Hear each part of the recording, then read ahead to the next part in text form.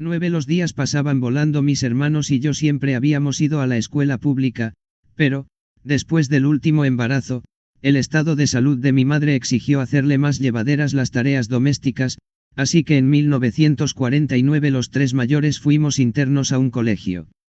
A Oscar y a mí el padre Pozzoli nos consiguió una plaza en el colegio salesiano Wilfrid Barón de los Santos Ángeles, en Ramos Mejía, una localidad del área metropolitana de Buenos Aires, donde cursé sexto. La vida de colegio era un todo. Te sumergías en una única trama y los días pasaban volando, sin tiempo para aburrirse.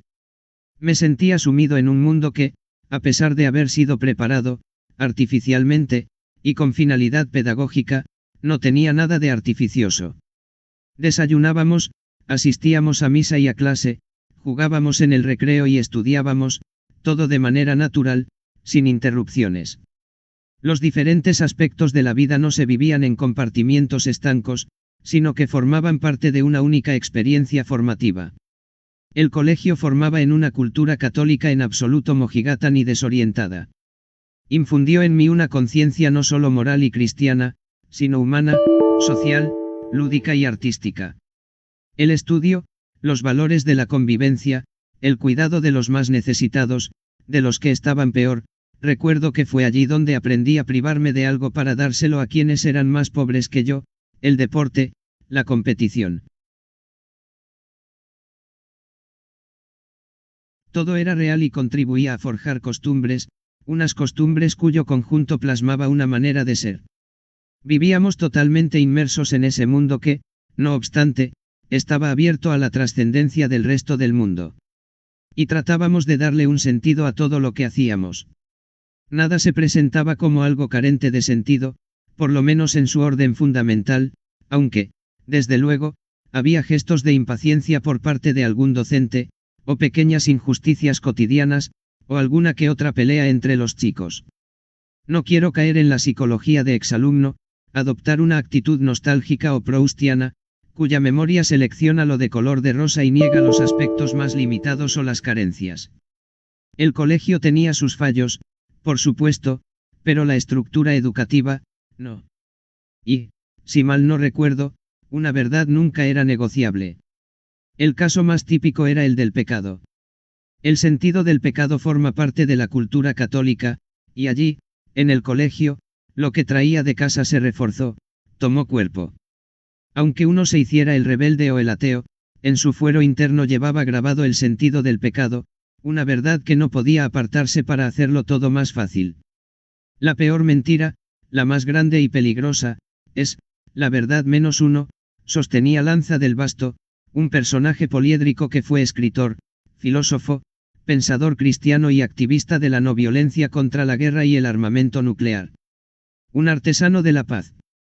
No la verdad, sino la apariencia resultante de su negociación, su distorsión cómica o dramática, una actitud que convierte en verosímil lo falso, en aceptable el error, que convierte al inepto en arrogante, en sabio al ignorante, en poderoso al incapaz. Judas es el maestro de lo verosímil, del chisme. Y el chisme y lo verosímil son los adversarios más acérrimos de la verdad de las cosas. Las habladurías y la calumnia siempre tienen algo de demoníaco. Franco Origlia Getty Images en el colegio Wilfrid Barón, soy el cuarto por la izquierda, de pie en la segunda fila. En el colegio aprendí, casi sin darme cuenta, a buscar un sentido a las cosas, a buscar la verdad. Y aprendí a estudiar. Las horas de estudio, en silencio, forjaban la costumbre de la concentración y un notable dominio de la dispersión. Aprendí un método de estudio, del que antes carecía, e incluso reglas mnemotécnicas.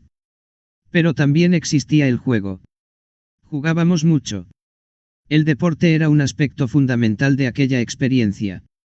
Y tanto en el estudio como en el deporte la competición adquiría una dimensión de cierta importancia, nos enseñaban a competir bien, a jugar limpio.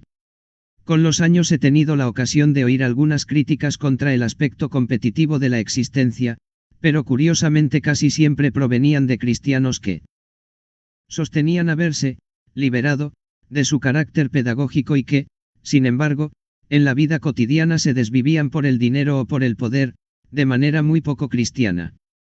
Una dimensión que fue en aumento en los años siguientes al que transcurrí en el colegio fue mi capacidad para sentir, y me di cuenta de que la semilla había sido plantada precisamente a lo largo del año de internado. En Ramos Mejía me educaron el sentimiento.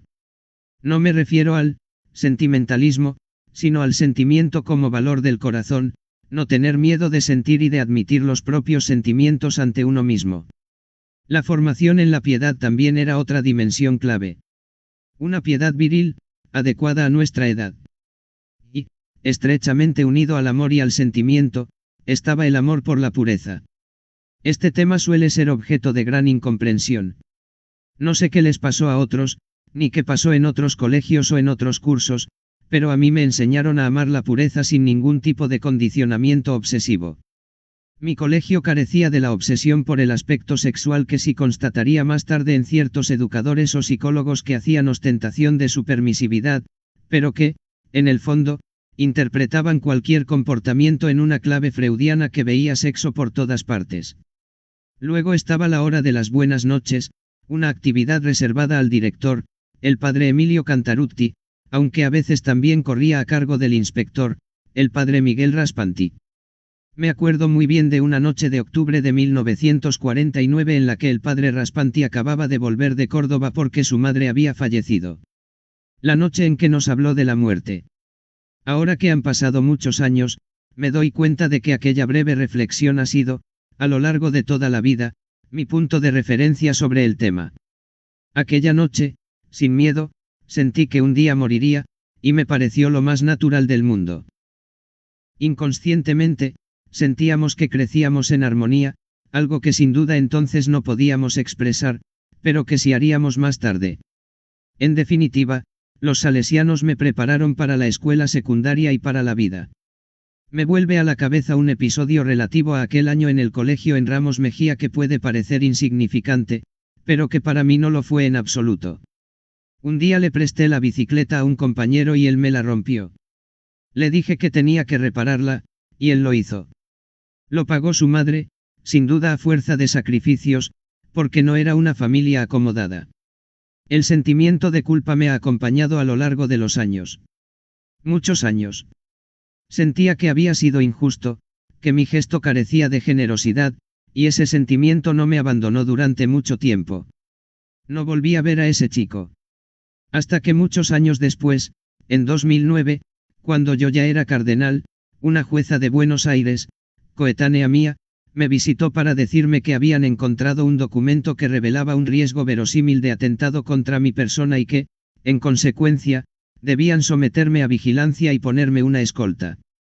Traté de oponerme, pero la jueza fue inflexible, formaba parte de sus responsabilidades, me dijo. Añadió que debía ponerme un chaleco antibalas, pero sobre ese punto no transigí, ni hablar. La situación se prolongó 3 meses.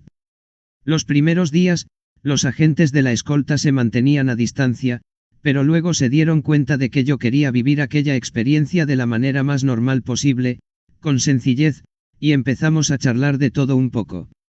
Un día mencioné que había ido al colegio en Ramos Mejía. Mi padre también, replicó uno de los chicos de la escolta. ¿Cómo te llamas?, le pregunté. Peña, respondió. Tu padre se llama José Valentín. Sí. Era el hijo del chico de la bicicleta. Le pedí el número de teléfono de su padre, lo llamé y por fin me disculpé. Entonces, el remordimiento que me había acompañado a lo largo de 59 años me dejó en paz. Una vez alguien me preguntó cuándo acaba la infancia, cuándo se deja de ser niño. Creo que sé cuándo terminó la mía. Había concluido los estudios de primaria en el colegio, corría el verano de 1950, tenía casi 14 años, mi padre me llamó y me dijo, ahora que te esperan 3 meses de vacaciones, irás con los abuelos, como siempre, pero no los 3, sino solo un mes, los otros 2 trabajarás. De alguna manera ese día sentí que el tiempo de la infancia había acabado y se abría otra fase. Viví plenamente mi infancia, por eso no la echo de menos. Si algo añoro es, como mucho, el tiempo para corregir algo de mi infancia que me habría gustado hacer de otra manera. Había echado una mano en la tienda de los abuelos desde que tenía 10 años, pero más que nada curioseaba en el almacén y birlaba algún caramelo.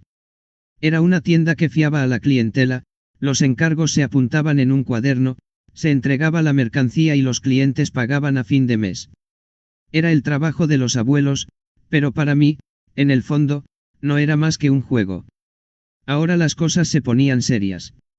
Mi padre me encontró un empleo en la fábrica de medias de un cliente suyo, un judío griego que se llamaba Mosen Amias, un buen hombre que asistiría a la ceremonia de mi toma de hábito como seminarista.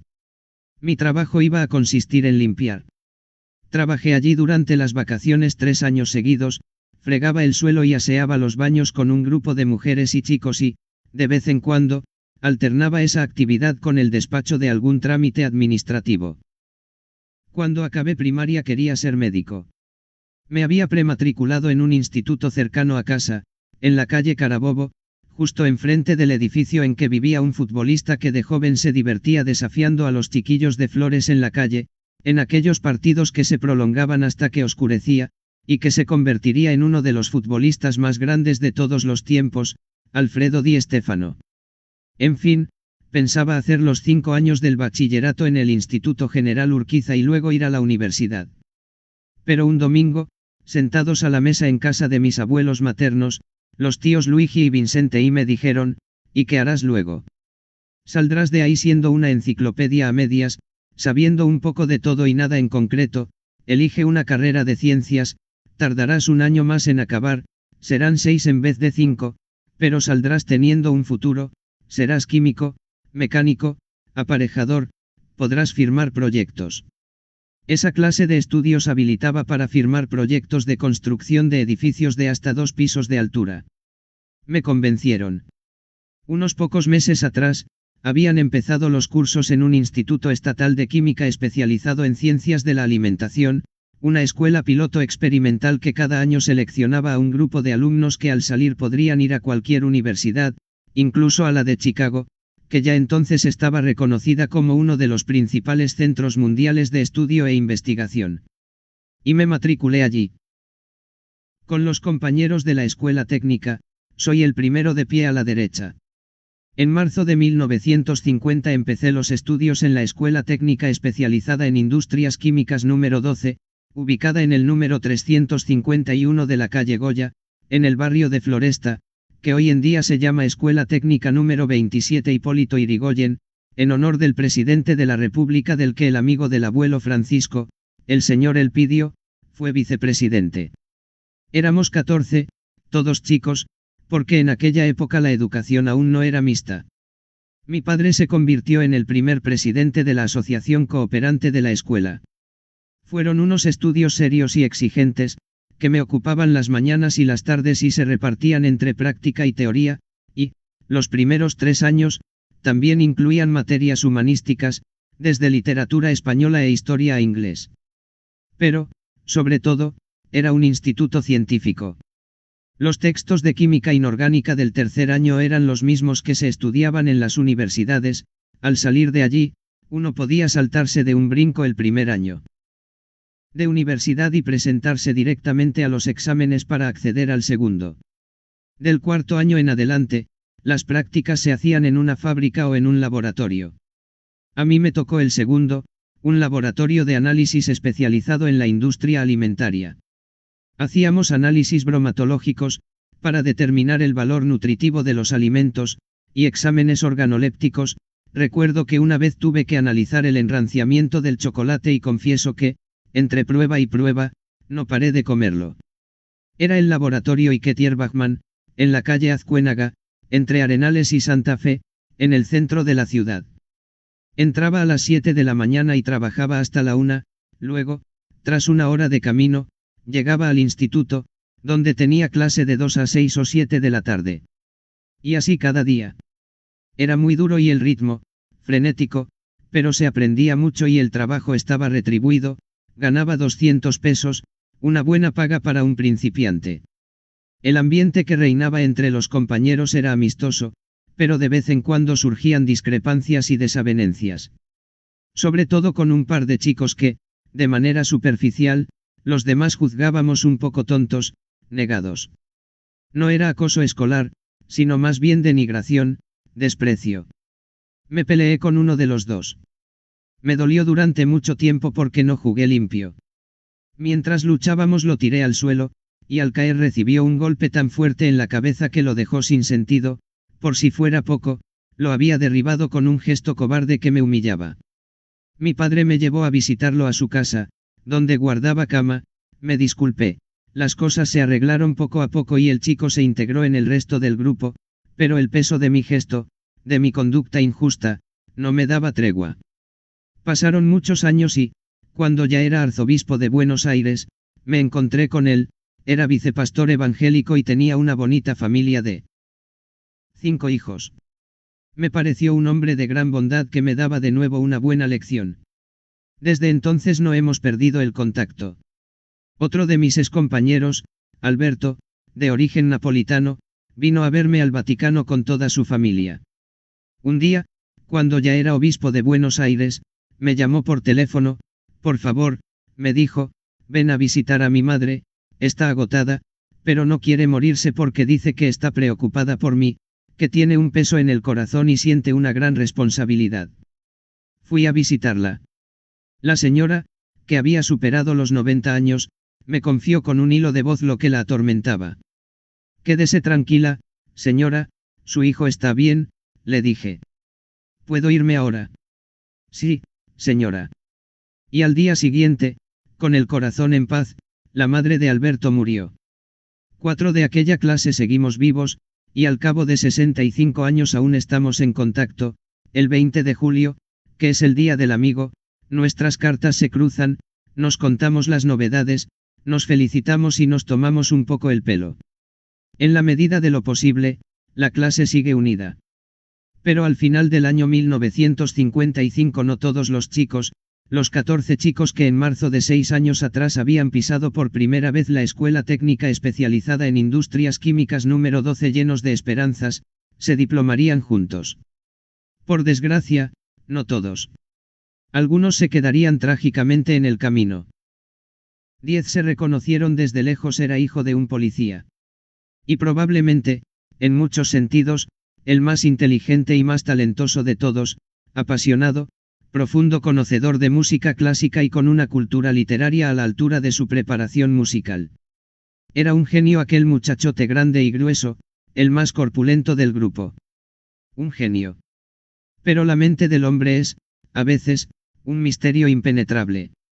Y un día, en apariencia igual a muchos otros, el chico se hizo con la pistola de su padre y mató a un muchacho de su misma edad, amigo suyo del barrio. La noticia cayó como